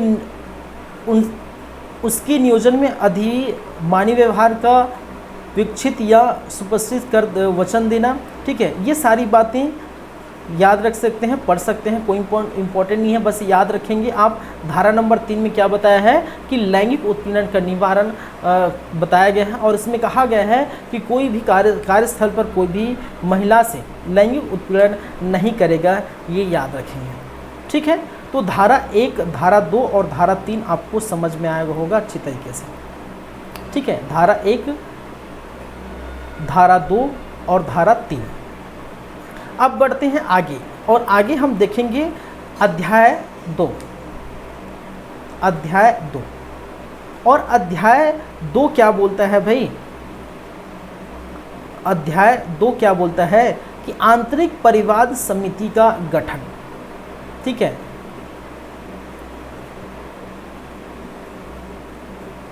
आंतरिक परिवाद समिति का गठन। अब इससे क्या समझते हैं? आंतरिक परिवाद समिति का गठन से क्या समझते हैं भाई? कोई न कोई तो ऐसा जो संस्था होगी, समिति होगा, संगठन होगा, कोई अधिकारी होगा, कोई व्यक्ति होगा जो ऐसे उत्पीड़न को रोक सके। ठीक है, ऐसे उत्पीड़न के जो शिकार महिला है उनको न्याय दिला सके। ठीक है, तो ऐसे इसको हम कहेंगे आंतरिक जो है परिवाद समिति गठन। चलिए इसमें हम पढ़ेंगे एक एक करके। अब इसमें है अध्याय 2 में आंतरिक परिवाद समिति का गठन। ठीक है, अब नंबर 4, धारा नंबर 4, इसमें हम बात करेंगे धारा नंबर 4 की। इसमें है धारा नंबर 4, और धारा नंबर 4 भी वही बोलता है। क्या बोलता है भाई? आंतरिक परिवाद समिति का गठन ठीक है, अब देखिए इसमें एक एक करके हम बातें करेंगे। देखिए आंतरिक परिवाद समिति, इस समिति का गठन कौन करेगा? ठीक है, इस समिति का गठन पहली बात कौन करेगा? ठीक है, एक एक करके बात करेंगे कि गठन कौन करेगा। तो गठन याद रखिएगा उस नियोजक का जो है रिस्पॉन्सिबिलिटी है, नियोजक। ठीक है, जो काम दिला रहा है। ठीक है, गठन कौन करेगा? नियोजन करेगा। ठीक है, और कैसे करेगा? यदि उस स्थान पर, जिस स्थान पर मान के चलिए कोई भी ये नियोजक किसी फैक्ट्री का मालिक है, कोई फैक्ट्री का मालिक है नियोजक, मैंने कहा सीमेंट फैक्ट्री है और सीमेंट फैक्ट्री का मालिक है। ठीक है, नियोजक, और नियोजक क्या कर रहा है? ठीक है, सभी को काम दे रहे हैं, महिलाओं को काम दे रहे हैं। तो ये नियोजक की रिस्पॉन्सिबिलिटी है कि आंतरिक परिवाद समिति का क्या करेगा? गठन करेगा। ठीक है, और आंतरिक परिवाद समिति का गठन, ठीक है, के अंतर्गत पहली बात नियोजक करेगा। हम बाद में हम देखेंगे और कुछ जो बातें होगी, दूसरी बातें। ठीक है, अब नियोजक कैसे करेगा? नियोजक, ठीक है, जिसको नियोजक जिसका नाम, ठीक है, जिसका नाम दर्ज करेगा या जिसको वो सेलेक्ट करेगा, नियोजक जिसको सेलेक्ट करेगा। ठीक है, नियोजक जिसको नामित करेगा, हम बोल सकते हैं नियोजक जिसको नामित करेगा वही क्या बनेगा? नियोजक समिति। ठीक है, वो कर सकता है, गठन कर सकता है, और वो किस पर डिपेंड करता है? नियोजक पर, कि किसको इस समिति के अध्यक्ष और सदस्य का गठन करेंगे। ठीक है, समझिएगा मैंने क्या कहा, यहाँ पर अध्यक्ष और सदस्य की बात हम करेंगे। ठीक है, चलिए तीसरी बातें अध्यक्ष को लेकर है। तीसरी बातें किसको लेकर है? अध्यक्ष को लेकर है। और अध्यक्ष कौन होगा? अध्यक्ष जिसे हम इस समय हम कहेंगे पीठासीन अधिकारी। ठीक है, अध्यक्ष बोल सकते हैं या हम बोल सकते हैं पीठासीन अधिकारी। अध्यक्ष नहीं बोलकर हम सीधा दिया है पीठासीन अधिकारी। पीठासीन अधिकारी याद रखेंगे, ये पीठासीन अधिकारी कौन होंगे? कि कार्यस्थल पर कार्यरत वरिष्ठ महिला को पीठासीन अधिकारी बनाया जाता है। अगर मैं लिख दूं कार्यस्थल पर कार्यरत वरिष्ठ महिला क्या होंगी? पीठासीन अधिकारी होंगी। समझिएगा मेरी बातें।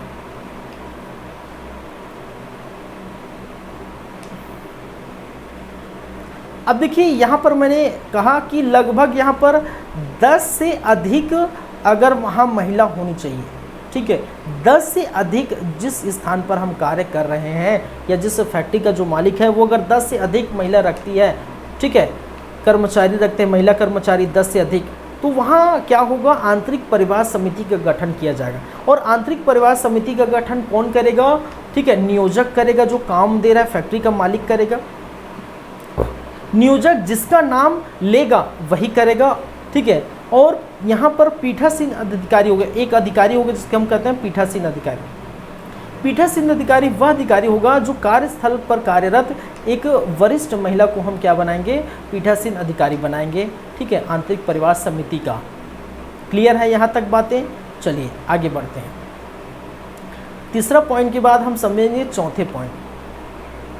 चलिए, कम से कम कम से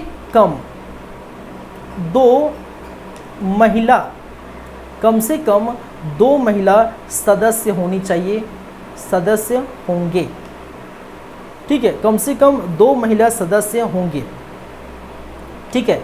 याद रखिए, जो सदस्य की संख्या होगी उसमें कम से कम 2 महिला सदस्य होंगे, और जो महिला सदस्य होंगे उनको याद रखिए महिलाओं की समस्याओं की जानकारी होनी चाहिए, या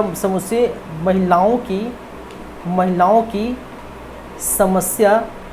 समस्याओं की प्रतिबद्ध होनी चाहिए, ठीक है, प्रतिबद्ध होनी चाहिए, महिलाओं की समस्या को जानना चाहिए, ठीक है, उससे संबंधित होनी चाहिए, ठीक है। या हम बोल सकते हैं, या कोई समाज सुधार का जो समाज सुधार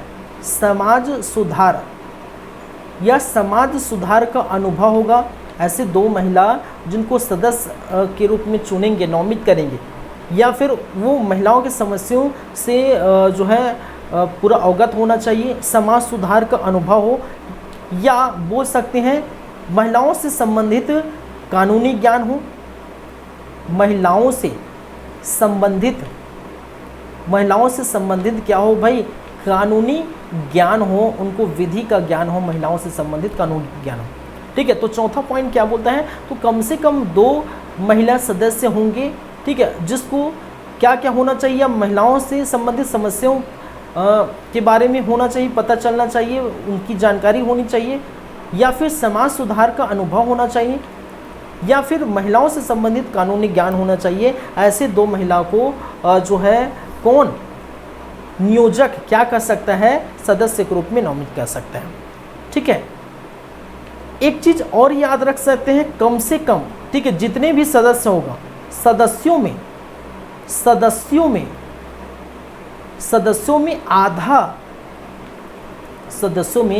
आधा सदस्य महिला होंगी। मान के चलिए आपने अगर 10 सदस्य रखें, एक पीठासीन अधिकारी और 10 सदस्य रखें, तो 10 सदस्यों में से 5 सदस्य आपके महिला जरूर होंगे, ठीक है। और जिसमें कम से कम अगर 2 महिला होंगी तो 2 महिला इस प्रकार की योग्यता रखती होंगी। छठे की बात यदि अगर हम करें कि सदस्यों एवं पीठासीन अधिकारी, सदस्य हो गए, या जो पीठासीन अधिकारी है, पीठासीन अधिकारी, ठीक है, अधिकारी की जो है कार्य अवधि, ठीक है, अवधि या कार्य अवधि बोल सकते हैं, कितने वर्ष होनी चाहिए, होती है लगभग ये कितने 3 वर्ष, ठीक है। तो 3 वर्ष तक कोई जो सदस्य के रूप में रह सकती है, पीठासीन अधिकारी के रूप में रह सकती है, याद रखेंगे, ठीक है। तो आंतरिक परिवार समिति का गठन ऐसे होगा।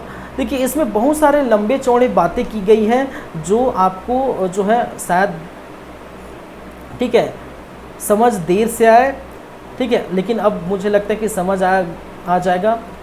देखिए यहाँ पर क्या किया गया, आंतरिक परिवार समिति, इसको भी मैं थोड़ा पढ़ देता हूँ। किसी कार्यस्थल पर प्रत्येक नियोजन, ये नियोजक की रिस्पॉन्सिबिलिटी है कि लिखित आदेश से आंतरिक परिवार समिति नामक समिति का गठन करेगा, ठीक है।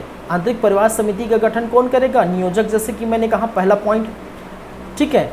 चलिए, इसमें क्या कहा है, परंतु जहां कार्यस्थल के कार्यालय या प्रशासनिक यूनिट भिन्न भिन्न स्थानों में खंड या उपखंड स्तर पर अवस्थित है, वहां आंतरिक समिति सभी प्रशासनिक यूनिटों कार्यस्थल में गठित करेगी। इसका कहने का मतलब ये है कि मान के चलिए मैंने क्या कहा, एक फैक्ट्री का मालिक है, एक सीमेंट फैक्ट्री है, ठीक है, सीमेंट फैक्ट्री है, उस सीमेंट फैक्ट्री का मालिक है, उसकी उस सीमेंट फैक्ट्री के मालिक के पास और भी सीमेंट फैक्ट्री है, ठीक है। मान के चलिए हम जानते हैं कि बलौदाबाजार जिले में 4-5 जो फैक्ट्री हैं सीमेंट फैक्ट्री, और मान के चलिए उनका जो मालिक है एक ही है, ठीक है। और सभी जो फैक्ट्री है वहाँ पर सभी स्थानों पर आंतरिक परिवार समिति का गठन करना पड़ेगा, सभी स्थानों पर, सभी यूनिट पर। यही कहा है, अगर उनके 4-5 यूनिट है, मान के चलिए कोई शॉप है, दुकान है, मान के चलिए, ठीक है, किसी का जो किराने की शॉप है, और उस किराने की शॉप में बहुत बड़ा किराने का शॉप है और 2-3 जगह किराने की शॉप खोले हुए हैं, तो हर वो जगह क्या खोलेगा, आंतरिक परिवार समिति का गठन करेगा, वो नियोजन। यही बात बोलना चाह रहा है कि क्या है कि परंतु जहाँ इस कार्यस्थल पर या प्रशासनिक यूनिट भिन्न भिन्न हो या अनेक प्रकार की जो है अनेक स्थानों पर अगर वो है, तो वहाँ पर भी ये चीज़ होनी चाहिए, ठीक है। चलिए अब देखिए,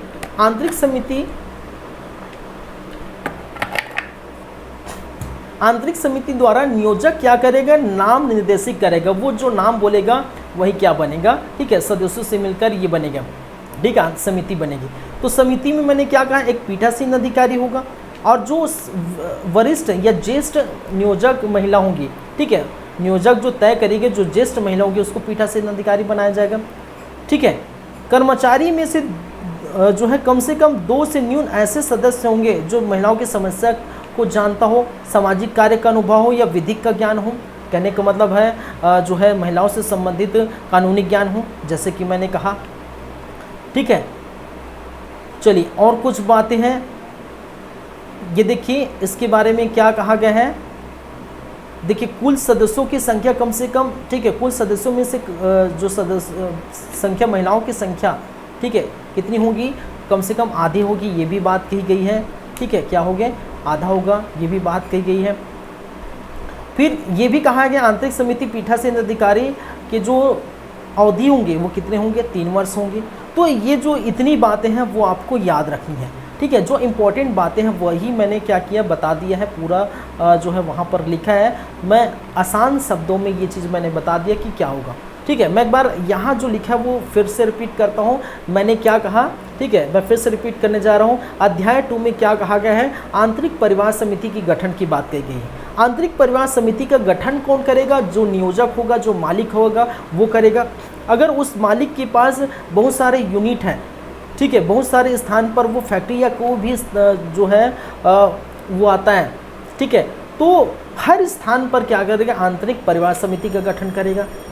नियोजक जिसको चाहे, ठीक है, उनको लगता है नाम निर्देशित नियोजन करेगा कि जिसको चाहे वो बना सकता है। लेकिन ये भी याद रखिए, पीठासीन अधिकारी के संदर्भ में ये कहा है कि जो कार्यरत है, कार्यस्थल पर कार्यरत जो वरिष्ठ महिला है उसको हम क्या बनाएंगे, पीठासीन अधिकारी बनाएंगे, ये याद रखेंगे, ठीक है। फिर कम से कम 2 महिला सदस्य होंगे, ठीक है, और उस महिला सदस्यों में महिलाओं से संबंधित जो उनको समस्याओं का ज्ञान होगा, अनुभव होगा, समाज सुधारक का अनुभव होगा, या फिर महिलाओं से संबंधित कानूनी ज्ञान होगा, ठीक है। 5वां क्या बोलता है, सदस्यों जितनी भी सदस्य होंगे उसमें से आधी सदस्य महिला होंगी।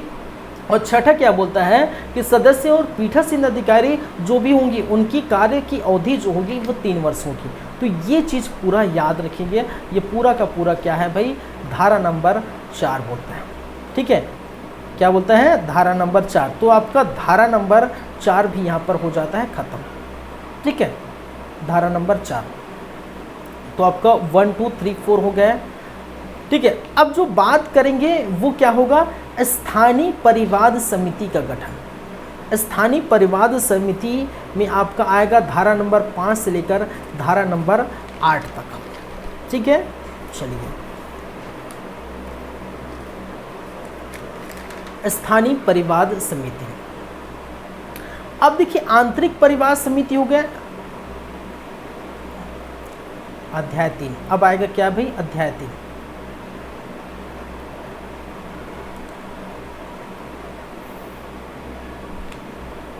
अध्याय 3। और अध्याय 3 क्या बोलता है भाई? आंतरिक परिवाद समिति, परिवाद समिति का गठन की बातें की गई है। और इसमें जो धारा है वो धारा नंबर 5 से लेकर कितना है? धारा 8 तक है। 5, 6, 7, 8, ठीक है। धारा 5 से लेकर धारा 8 तक आपको नजर आएंगी। वो क्या है? आंतरिक परिवाद समिति, ठीक है। क्लियर है? अब देखते हैं इसी को। अब इसमें धारा 5 क्या बोलता है? धारा 5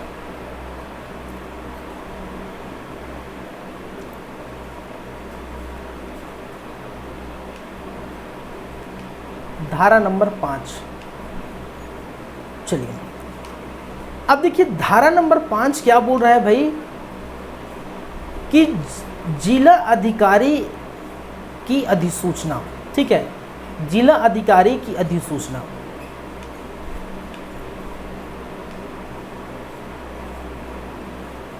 या बोल सकते हैं जिला अधिकारी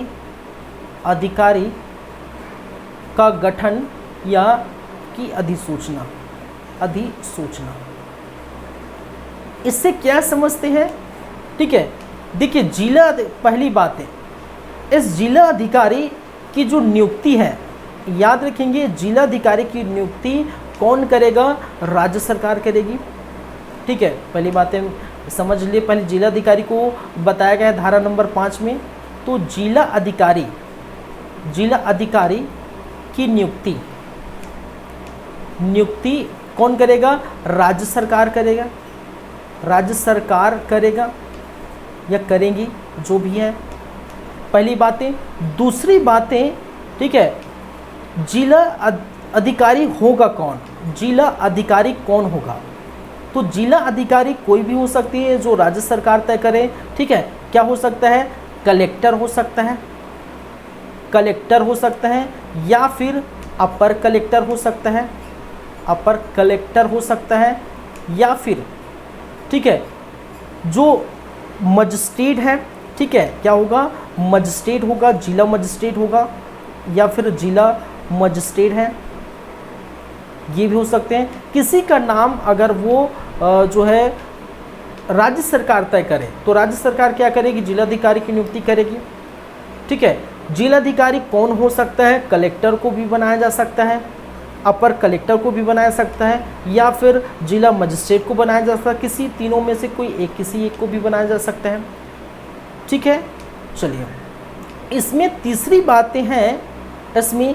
बातें हैं कि प्रत्येक जिले में, याद रखेंगे, प्रत्येक जिले में क्या होगा?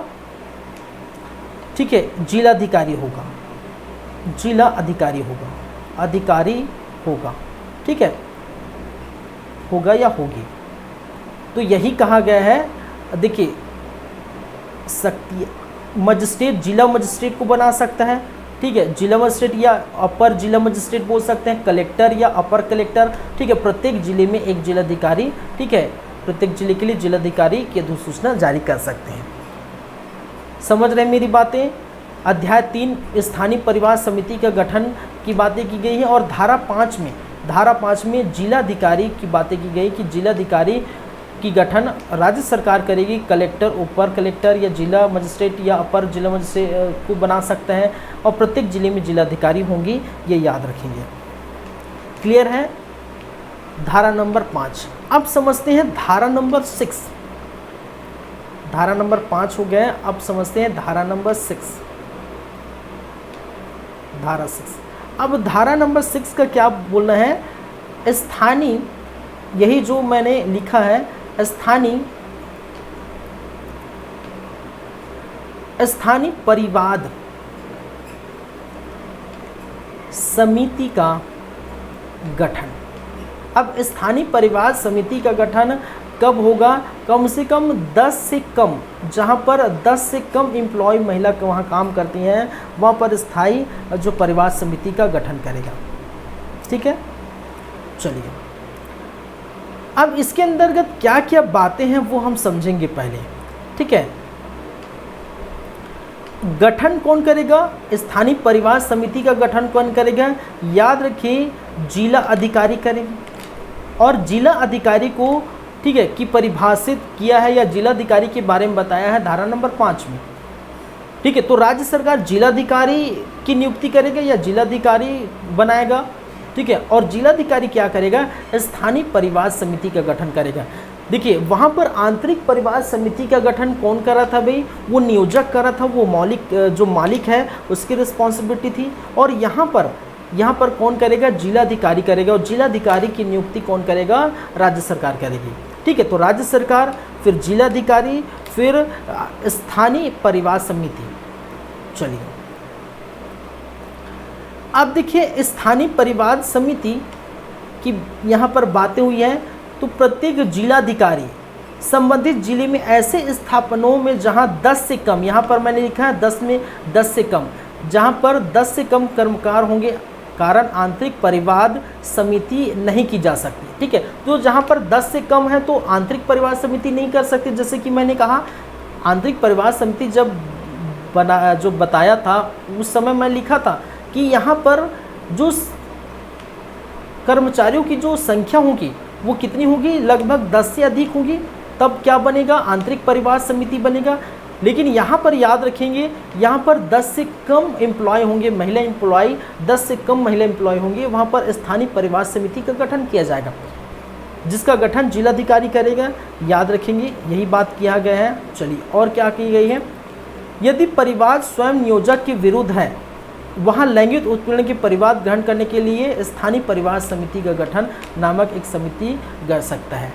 चलिए, जिलाधिकारी ग्रामीण या जनजातीय क्षेत्र में प्रत्येक ब्लॉक, ठीक है, तालुका, तहसील और शहरी क्षेत्र में, ठीक है, वार्ड या नगर पालिका में परिवार ग्रहण करने के लिए, ठीक है, 7 दिन की अवधि के भीतर जो है रहेंगे। याद रखिए, यहाँ पर एक चीज़ और समझिएगा। पहली बात है, मैं दूसरी बात है, एक नोडल अधिकारी होगा।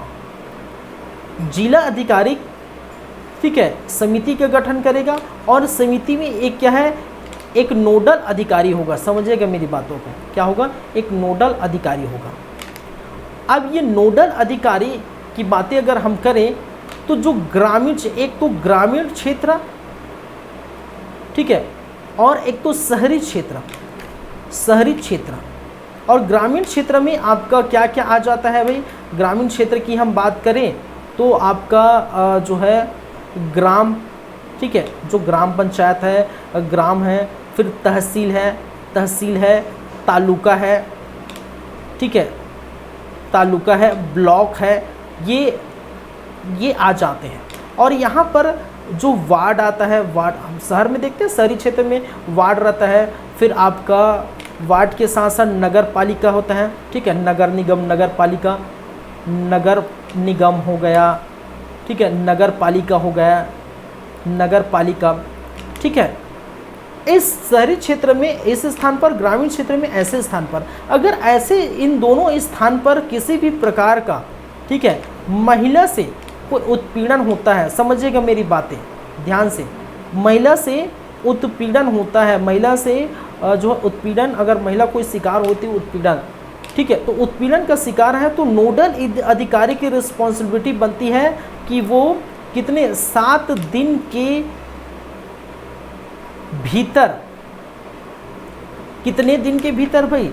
7 दिन के भीतर, 7 दिन के भीतर जिलाधिकारी को सूचित करेगा। जिला अधिकारी को क्या करे? सूचित करेगा, ठीक है। ये लिखा हुआ है, यही बातें आप पढ़ेंगे तो, ठीक है।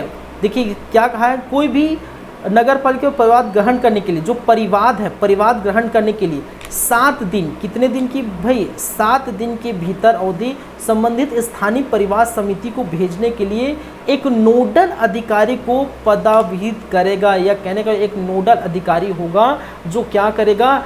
जो भी केस होता है, मान के चलिए महिला पर कोई उत्पीड़न होगा, ठीक है, कोई लैंगिक शोषण कर दिया, तो उसको 7 दिन के भीतर ये नोडल अधिकारी क्या करेगा? जिला अधिकारी को, ठीक है, जिला अधिकारी को क्या करेगा? सूचित करेगा कि इस महिला जो है उनके साथ क्या हुआ है, उत्पीड़न हुआ है। तो ग्रामीण क्षेत्र के ग्राम जैसे स्थान पर, तहसील जैसे स्थान पर, तालुका ब्लॉक जैसे स्थान पर, ठीक है, खासकर ग्राम जैसे स्थान पर उतना जो है ये शायद कार्य नहीं होगा, ठीक है, लेकिन तहसील तालुका ब्लॉक में इसको जो रखे जाएंगे। शहरी क्षेत्र में वार्ड, नगर निगम, नगर पालिका जैसे स्थानों पर अगर किसी भी स्थानों पर महिला से उत्पीड़न होता है तो 7 दिन के भीतर नोडल अधिकारी जिलाधिकारी को ये सूचित करेगा इनके साथ उत्पीड़न हुआ है। और ये क्या कहते हैं, धारा नंबर 6 की बातें हैं।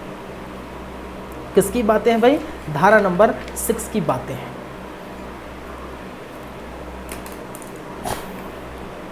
समझ गए?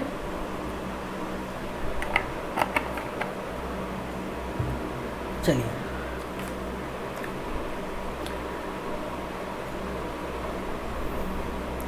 क्लियर है बातें पूरी तरह से। चलिए धारा नंबर 6 हो गया। अब धारा नंबर आते हैं 7। धारा नंबर हम पढ़ेंगे 7। अब देखिए धारा नंबर 7 में क्या लिखा गया है, स्थानीय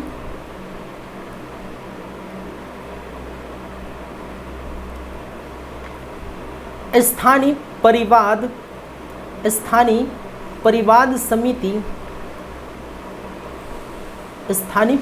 समिति की संरचना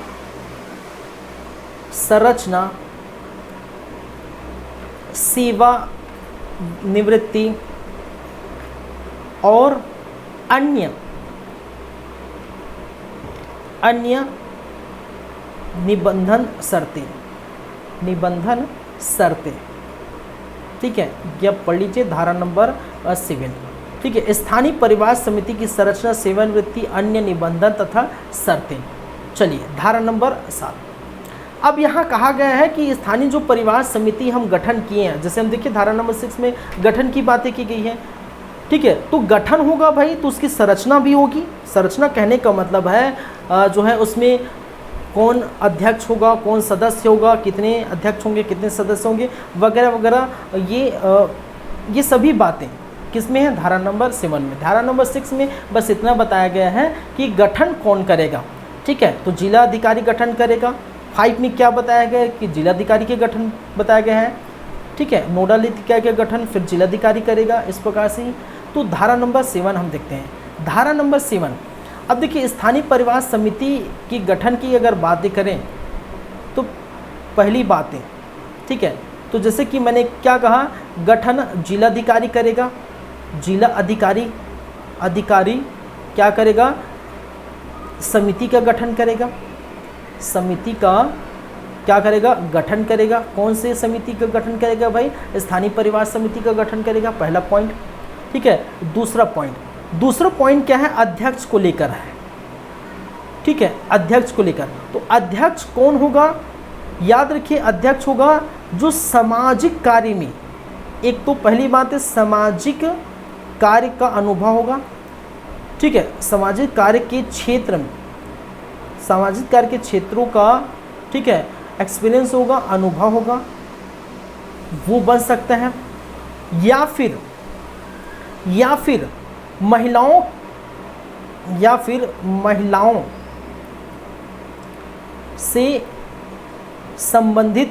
महिलाओं से संबंधित समस्या का प्रतिबद्ध, कहने का मतलब है जो महिलाओं से संबंधित समस्या को वो जानकार हो, उनका अनुभव हो, किस प्रकार की समस्या होती है, ये सारी बातें करेंगे, ठीक है। तो इनमें से सामाजिक कार्य के क्षेत्रों में अनुभव हो या महिलाओं से संबंधित कोई कानूनी ज्ञान या इससे संबंधित समस्या की जानकार व्यक्ति जो महिला होंगी, ठीक है, ये होंगी। और याद रखिए ये क्या होंगे, अध्यक्ष क्या होंगे, ये महिला ही होगी। क्या होगा, महिला होगी। वहाँ पर पीठासीन अधिकारी हम बात किए थे, वहाँ भी महिला थी, तो यहाँ भी महिला होगी, याद रखेंगे। चलिए तीसरी बात ये है, एक सदस्य की अगर बातें करूँ, एक सदस्य जो होगा, इसमें जो एक सदस्य होगा वो किसी ब्लॉक, किसी तालुका, किसी तहसील या फिर किसी तहसील या किसी वार्ड या किसी नगर पालिका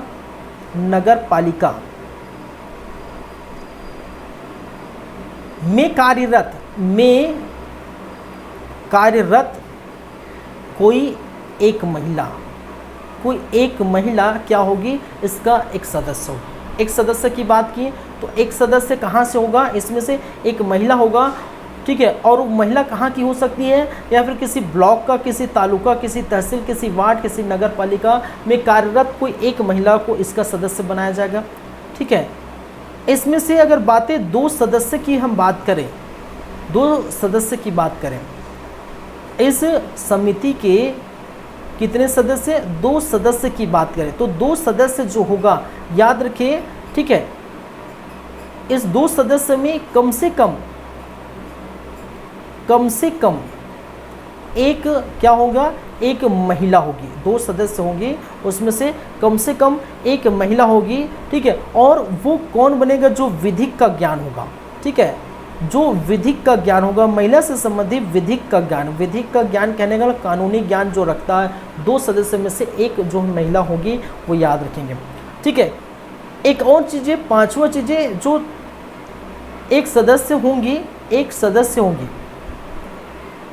एक जो सदस्य होंगी, वो सदस्य क्या होंगे भाई, याद रखें, एसटी या एससी या ओबीसी, ठीक है, अनुसूचित जाति, अनुसूचित जनजाति, अन्य पिछड़ा वर्ग, ठीक है, या अल्पसंख्यक वर्ग की, ठीक है, महिला एक सदस्य जो होंगी, ठीक है, वो क्या होगी, एसटी या ओबीसी, एसटी या एससी या ओबीसी या अल्पसंख्यक वर्ग की एक महिला को क्या करेंगे, एक सदस्य के रूप में चुनेंगे। याद रखेंगे, इसमें छठा पॉइंट क्या है, पद अवधि को लेकर है। छठा पॉइंट किसके लिए है, पद की अवधि। तो ये सदस्य और अध्यक्ष की पद की अवधि कितनी है, ठीक है। तो याद रखिए, पद अवधि, ठीक है, चाहे वो अध्यक्ष हो, चाहे वो क्या हो, अध्यक्ष हो, चाहे वो क्या हो, सदस्य है, दोनों की पद अवधि वही रहेगी जैसे हम जो है कहाँ देखे हैं, ठीक है, जैसे आंतरिक परिवाद समिति में देखे हैं उतना ही रहेगा जितना आंतरिक परिवाद समिति के पीठासीन अधिकारी और वहाँ के सदस्य को होती है, ठीक है, कितनी, 3 वर्ष, ठीक है। कितनी होगी भाई, 3 वर्ष की होगी, ये आप याद रखेंगे। क्लियर है बातें, वही चीज़ यहाँ पर दिया हुआ है, लेकिन ठीक है, आप इसको चाहे तो पढ़ सकते हैं, ठीक है। एक सदस्य जिले ब्लॉक का होगा, 2 सदस्य में से एक महिला होगी, ठीक है। चलिए, जिले कल्याण के सदस्य पदेन होगा, ठीक है, वगैरह वगैरह चीज़ें दी गई हुई हैं।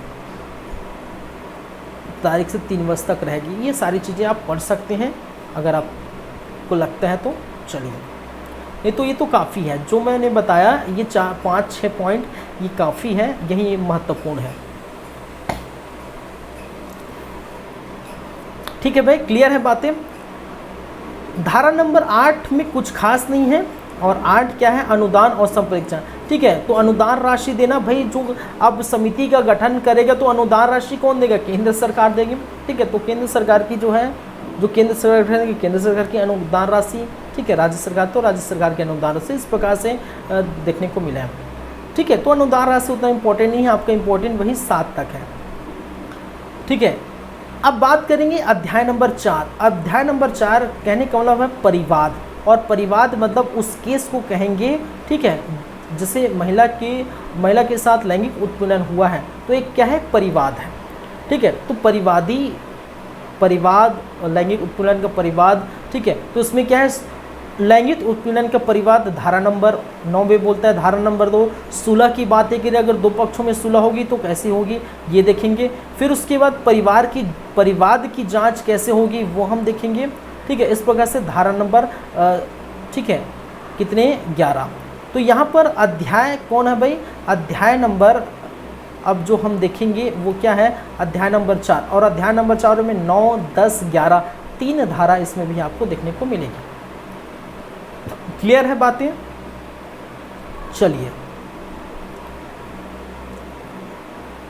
तो देखिए ये धारा और अध्याय वगैरह हम कंटिन्यू करेंगे कल की क्लास में, आज की क्लास में हम इतना ही रखते हैं। नेक्स्ट क्लास में हम जो बातें करेंगे वो क्या है, अध्याय 4 से स्टार्ट करेंगे, ठीक है, और 9 से लेकर 30 तक हम जाएंगे, ठीक है। यहाँ पर 1 2 3 4 5 6 7 8, ठीक है, 8 को छोड़कर 7, लगातार 1 से 7 तक पूरा देखिए, और ये सभी के सभी बहुत इंपॉर्टेंट है, ठीक है। इसको एक भी स्किप मत करिए, जो स्किप करने वाला रहूँगा वो मैं खुद बता दूंगा, ठीक है, क्योंकि धारा नंबर यहाँ पर जो 1 है, तो ये 1 और 2 तो हमेशा जानते हैं, एक संक्षिप्त नाम, दूसरा विस्तार और एक संक्षिप्त नाम विस्तार प्रारंभ है, और दूसरा परिभाषा है। परिभाषा में ये सारी चीज़ें याद रखेंगे, ठीक है। परिभाषा में तीसरा भी इम्पोर्टेंट है, लैंगिक उत्पीड़न के निवारण के। चौथा और पाँचवा बहुत इंपॉर्टेंट है, आंतरिक परिवार समिति का गठन, ठीक है। चौथे के बाद चौथा, पाँचवा, छठवां और सातवां, ठीक है।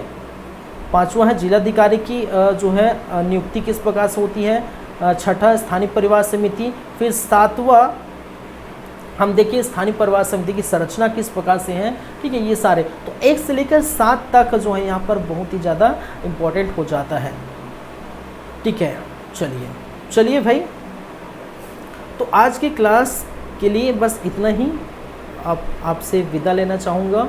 नेक्स्ट क्लास में भाग 2 और अंतिम भाग होगा किसका, कार्यस्थल पर महिलाओं का उत्पीड़न, रोकथाम, निषेध और निवारण अधिनियम 2013 का, ठीक है। भाग 2 यह अंतिम भाग कल की क्लास में आपको देखने को मिलेगा, ठीक है, 30वां क्लास 30।